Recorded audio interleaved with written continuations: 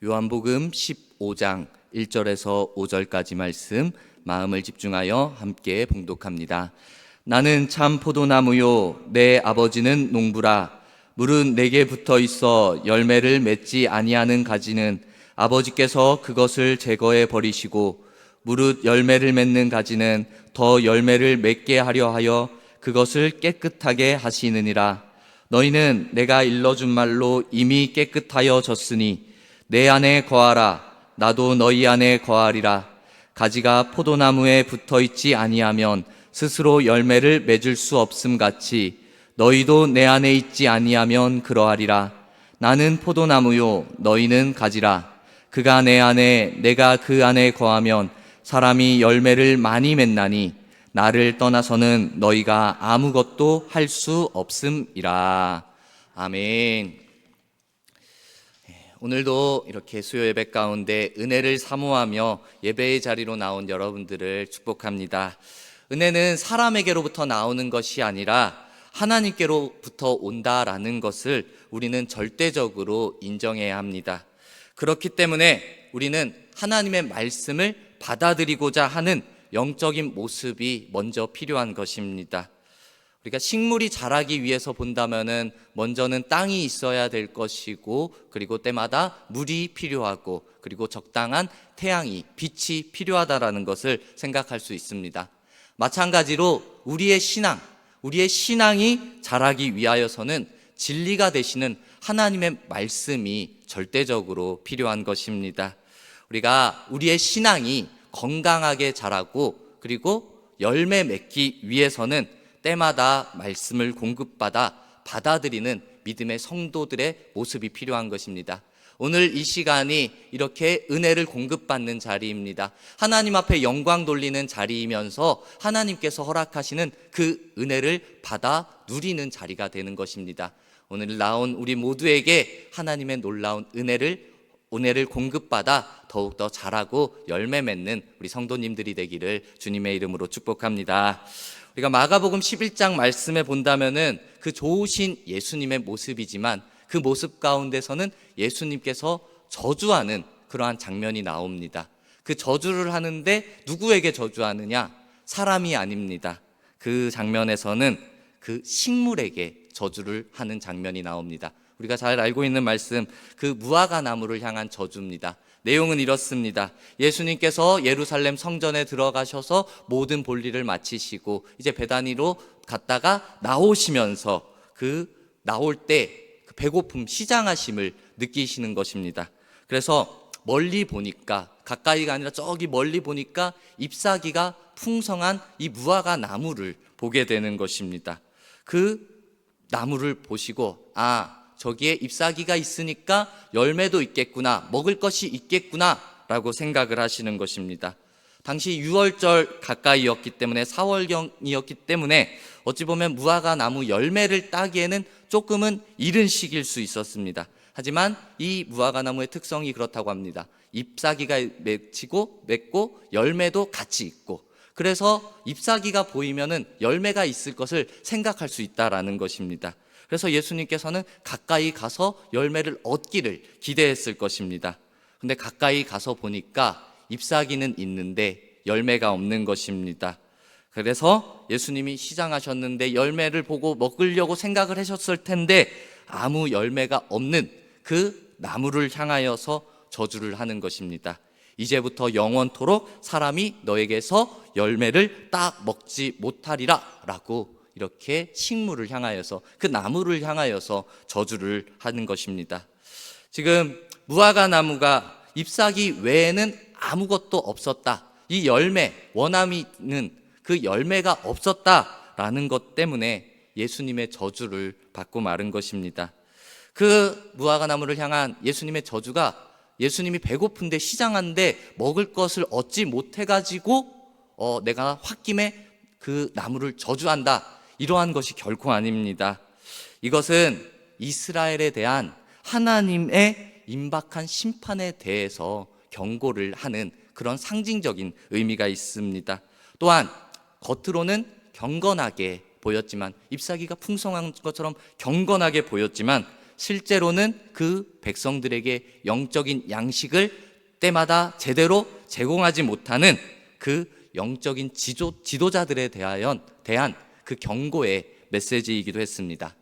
나아가서 하나님의 은혜 안에서 열매를 맺어야 되는 그 이스라엘 백성들인데, 그 이스라엘 백성들이 영적으로 깨어 있어야 된다라는 것을 가르치기 위한 예수님의 교훈이기도 한 것입니다.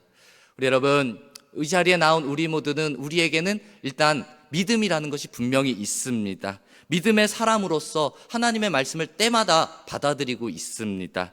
그런데 하나님의 말씀이 우리 안에 얼마나 공급이 제대로 되어서 그것이 잎사귀뿐만 아니라 열매 맺기까지 자라나고 공급이 제대로 되어져 있는가, 이것은 우리의 신앙을, 우리의 믿음을 잘 점검해 볼 필요가 있는 것입니다. 구약 이사야서에서 그 하나님의 사랑에도 불구하고, 하나님의 그 끝없는 관심에도 불구하고 타락하여 죄악의 열매를 맺은 이스라엘 백성들을 지적하는 그 하나님의 징계의 장면도 나오기도 합니다. 이 내용이 이렇습니다. 이 또한 그 식물에 대한, 그 주인에 대한 마음인데, 어떤 사람이 그 좋은 땅을 가지고 있는 겁니다. 기름진 땅을 가지고 있는 것입니다. 그래서 그 땅을 열심히 파고 관리를 합니다. 그리고 돌도 제거하고 그곳에 포도나무를 심는데, 어떠한 포도나무냐? 최고의 포도나무를 심습니다. 극상품의 포도나무라고 불릴 정도로 가장 좋은 포도나무를 구해서 심는 것입니다. 그리고 그 때마다 들짐승이나 도둑이 들지 못하도록, 포도나무를 해치지 못하도록 망대도 세우고 감시까지 하는 것입니다. 이 끝없는 관심을 보이고 그 포도나무를 지켜내고 있는 것입니다. 키우는 것입니다.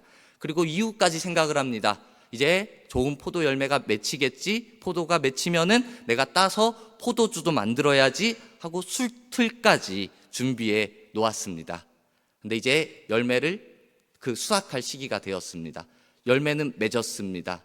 근데 좋은 포도나무를 심었는데, 좋은 포도 열매가 맺히길 기대했는데, 거기에는 그 나무에 들포도가 열매를 맺게 되어진 것입니다.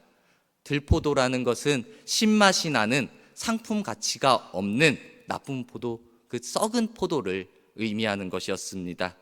지금까지 주인이 많은 관심을 가졌고 어찌 보면 많은 투자를 했습니다. 수고도 했습니다. 그런데 좋은 포도 열매가 아니라 들포도, 먹지 못하는 그 썩은 포도와도 같은 것이 열리니까 얼마나 속상하고 안타까운 그러한 마음이 들었겠습니까? 여기 이것에 대한 것이 무엇이냐? 지금 주인은 하나님을 비유하는 것입니다. 그리고 이 포도나무는 이 이스라엘 백성들을 의미하는 것입니다. 하나님께서 이스라엘 백성들을 얼마나 많이 관심을 가지고 지켜주고 때마다 좋은 것들을 주어서 좋은 열매 맺기를 기대하면서 그렇게 했는데, 지금 이들이 스스로 배신하고 좋은 열매 맺기까지 하지 못했음을 보여주는 것입니다. 이스라엘 백성들은 하나님의 사랑을 분명히 받았습니다. 거저받은 그 사랑인데 그들은 하나님을 배신하고 우상을 섬기고 그리고 불순종하고 스스로 타락하고 말았던 것입니다. 이러한 안타까운 사실을 비유로 말하고 있는 것입니다. 마찬가지입니다. 우리 예배드리는 우리 가운데 우리가 하나님의 은혜를 이미 받은 자들입니다. 우리는 하나님의 백성으로서, 하나님의 자녀로서 창세 전부터 우리 하나님께서 우리를 선택해 주셨습니다. 우리에게 구원과 영생을 주시기 위해서 독생자 예수 그리스도를 우리에게 보내주셨고 십자가에 달려 죽기까지 그 사랑을 보여주셨습니다. 그리고 여러 가지로 우리의 삶 가운데 개입하시면서 지키시고 보호하시고 채우시고 갚으시고 더하시는 은혜와 사랑을 우리에게 때마다 보여주셨던 것입니다.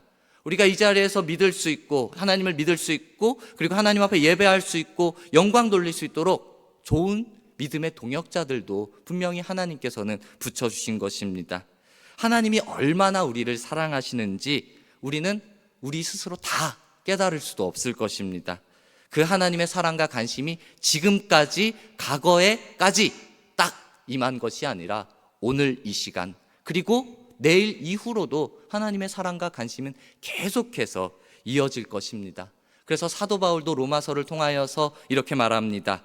자기 아들을 아끼지 아니하시고 우리 모든 사람을 위하여 내주신 이가 어찌 그 아들과 함께 모든 것을 우리에게 주시지 아니하겠느냐라고, 아들 예수 그리스도 보내주신 것, 좋은 것 주신 분, 그분을 찬양하고 있는 것입니다.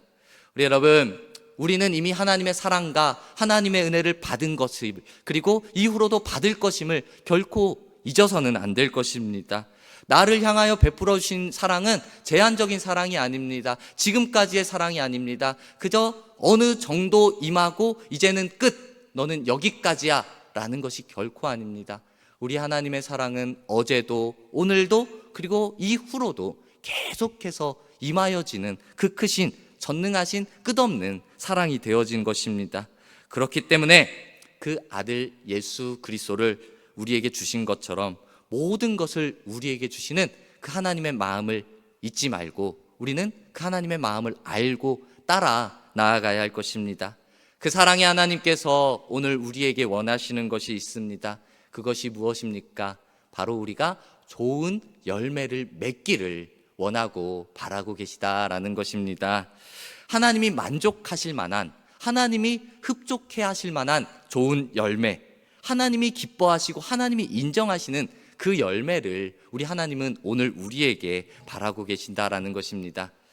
하나님께서 내가 너를 그만큼 사랑해줬는데, 내가 너를 그만큼 인도해줬는데, 내가 너에게 좋은 것으로 지금까지 주었는데 이제는 너도 나에게 보답해야 되지 않겠니? 라는 그러한 조건적인 것을 말하는 것이 아닙니다. 보답으로 내가 이제 하나님 앞에 그 정도는 해드려야지 하는 마음이 결코 아닙니다. 하나님께서 원하시는 것은, 하나님께서 좋은 열매를 우리가 맺기 원하시는 것은 하나님 앞에서 그리고 세상 속에서 우리가 선한 영향력을 끼치는 사람이 되기를 원하고 바라고 계시다라는 것입니다. 그저 단순히 보답의 의미로 내가 너에게 말하자면 투자를 했으니까 너는 그만큼의 투자에 걸맞은 보상의 모습을 보여줘라, 이것이 아니라 내가 너를 사랑하니까 너는 그 사랑을 세상 가운데 흘려보내라, 너는 세상에 선한 영향력을 끼쳐라 라는 것을 우리 하나님께서 요청하시고 요구하고 계시다라는 것입니다.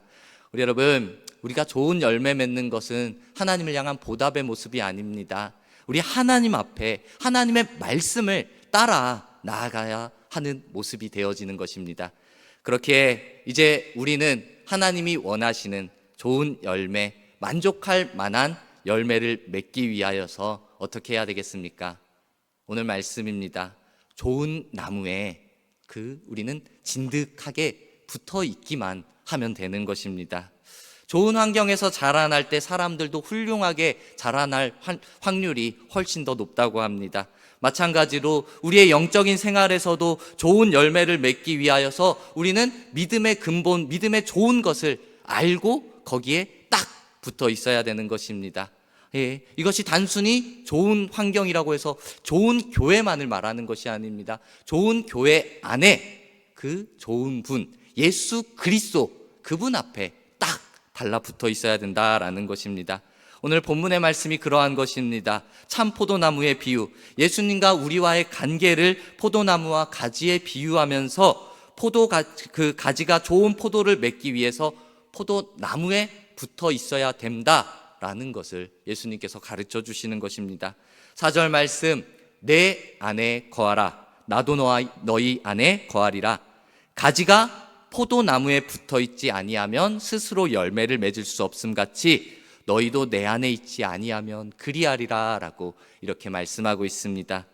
좋은 열매를 맺기 위해서 맺을 수 있는 곳으로, 가능한 곳으로 가야 하는 것입니다. 가까이 있어야 되는 것입니다. 아니, 가까이 정도가 아니라 딱 그곳에 붙어 있어야 된다라는 것입니다. 좋은 포도나무에 거기에 딱 붙어 있으면은 그 좋은 포도 열매를 맺을 수 있는 것입니다. 우리들이 좋은 열매를 맺기 위하여서 가장 신앙의, 가장 믿음의 좋은 분, 예수 그리스도께 딱 붙어 있어야 되는 것입니다. 우리가 사는 것이 때로는 어렵고 힘들다고, 그리고 세상 일이 바쁘다고 시험 드는 일이 있다고 해서 예수님을 멀리하고 예수님으로부터 멀어지는 그런 안타까운 경우가 일어날 때가 있습니다. 하지만 그때 우리는 더 바라보아야 하는 것입니다. 그때 멀어지는 것이 아니라 그때 더 예수님을 바라보았고 예수님을 붙잡아야 하는 것입니다.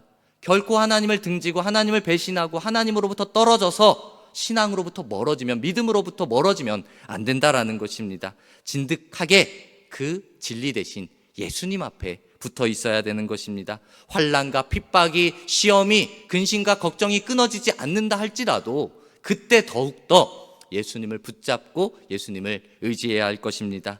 마태복음 10장에 너희가 내 이름으로 말미암아 모든 사람에게 미움을 받을 것이나 끝까지 견디는 자는 구원을 얻으리라 라고 말씀하여 주셨습니다. 그렇습니다.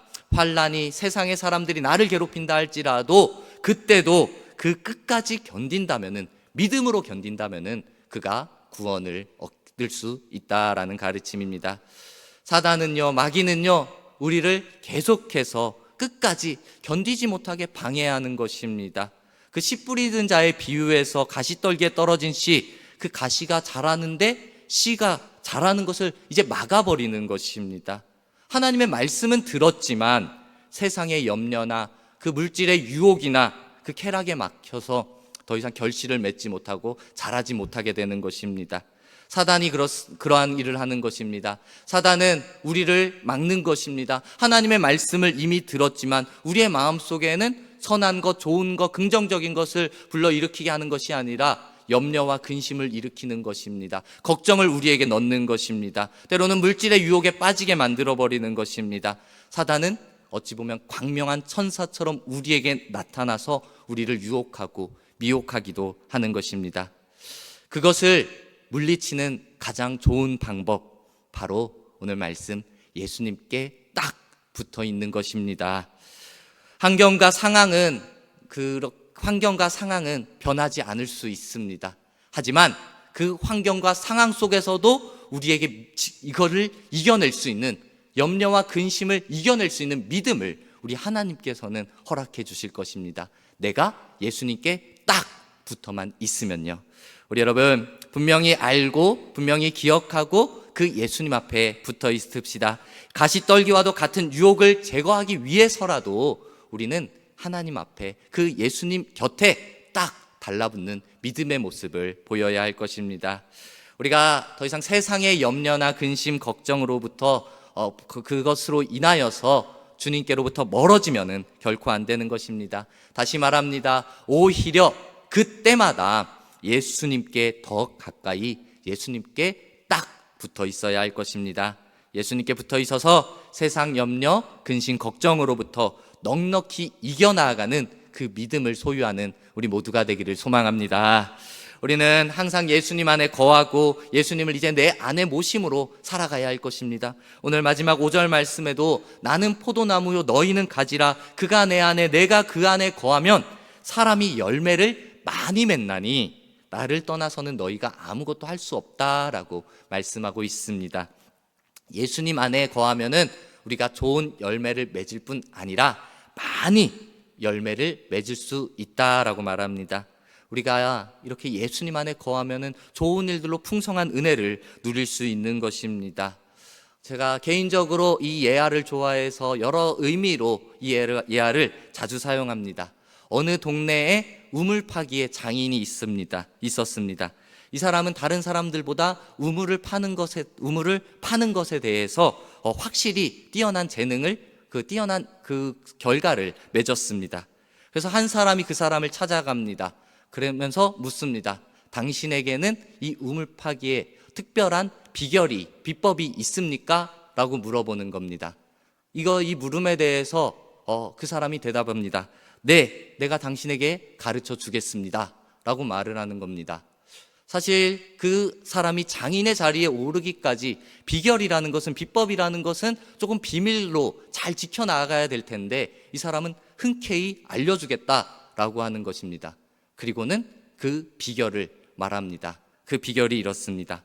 저는 물이 나올 때까지 한 우물만 팝니다 라고 대답을 한 것입니다. 어려운 것이 아닙니다. 아주 특별한 비결도 아니었습니다. 누구나 할 수 있는, 물이 나올 때까지 한 우물만 파는 것, 시간이 오래 걸릴 수 있고 무식한 방법일 수 있지만 그 한 우물만, 우물이 나올 때까지 한 우물만 끈질기게 파는 것입니다. 어려운 것은 아닐 수 있지만 세상에 많은 사람들이 이거를 실천하지 못하고 중간에 포기하는 많은 이들이 있는 것이 현실입니다. 물을 조금 파봤는데 물 나올 기미가 보이지 않으니까 묻어버리고 다른 곳에 가서 새로운 우물을 파는 것입니다. 1m만 더 팠다면 우물이 나올 수도 있을 텐데요. 네, 이것을 생각하며 우리의 모습을 돌아봅시다. 우리가 정말 어떠한 상황과 어떠한 형편 속에서도 예수님, 그 예수님을 붙잡고 끝까지 우리의 믿음을 잘 지키고 살아가고 있는지 우리의 믿음을 한번 점검하고 돌아봅시다. 사랑의 하나님, 그 참 좋은 예수님, 그분께 딱 달라붙어서 끝까지 있으면은 좋은 것을 얻을 수 있을 텐데, 좋은 열매를 맺을 수 있을 텐데, 중간에 환경으로 인해서, 어려움으로 인해서, 유혹으로 인해서, 부정적인 어떠한 것으로 인해서 우리가 붙어 있을 곳을 다른 곳으로 옮기지는 않았는지 우리의 모습을 잘 돌아봅시다. 이제 내가 예수님 안에 거하고 예수님께서 내 안에 계심을 항상 믿고 다른 길로 가지 않는다면은 하나님께서 우리의 길을 책임져 주실 것입니다. 우리의 길을 인도하시고 붙잡아주시고 우리의 문제 또한 해결하여 주실 것입니다. 때로는 우리가 예수님 앞에 진득하게 붙어 있는 것보다 옆에 붙어 있는 것이 더 좋은 것처럼 여겨질 때도 분명히 있을 것입니다. 분명히 우리의 생각으로는 이 길이 아니라 저쪽 길이 맞아 라는 그러한 현명한 것처럼 보이는 생각이 있을 때도 있습니다. 하지만 그 또한 마귀가 유혹하는 방법일 수 있음을 우리는 구별하여 생각해야 됩니다. 예수님께서도 공생의 사역을 시작하기 전에 이 마귀가 시험을 합니다. 40일 동안 금식하신 주님께 예수님 앞에 마귀가 나옵니다. 좋은 것을 예수님 앞에 보여주는 것입니다. 배고픈 상황 속에서 먹음직한 떡이 얼마나 필요하고 절실하겠습니까? 세상에서 가치 있는 재물이나 그 부귀영화들을 보여준다면 얼마나 가지고 싶겠습니까? 하지만 예수님께서는 그것이 옳은 것이 아님을, 하나님의 말씀으로 그 시험을 온전히 물리치심을 우리에게 가르쳐 주시는 것입니다. 세상에 좋아 보이는 다른 방법, 다른 길, 마귀의 길일 수도 있음을 우리는 매 순간순간 지혜를 구하며 깨달아 알아야 할 것입니다. 우리에게 항상 문제와 유혹의 것들이 계속해서 일어날 수 있습니다. 빈부격차 상관없이, 남녀노소 상관없이 문제를 겪으면서 그 문제 속에서 우리는 하루하루를 살아가는 것입니다.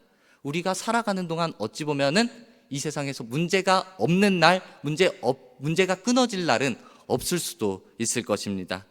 그러한 문제들로 인하여서 근심과 걱정, 눈물과 아픔, 그리고 그러한 것들이 우리의 마음에 때마다 찾아올 수도 있습니다. 하지만 이런 문제 앞에서 좌절하기만, 그리고 근심하고 걱정하고만 있어서는 결코 안 될 것입니다. 그리고 또 이것 또한 중요합니다. 이 문제를 해결하기 위해서 내가 해봐야지 하면서 내 열심을 다하여, 내 열정을 다하여서 해결하고 노력하려고 하는 내 모습만 앞장서서도 결코 안 될 것입니다.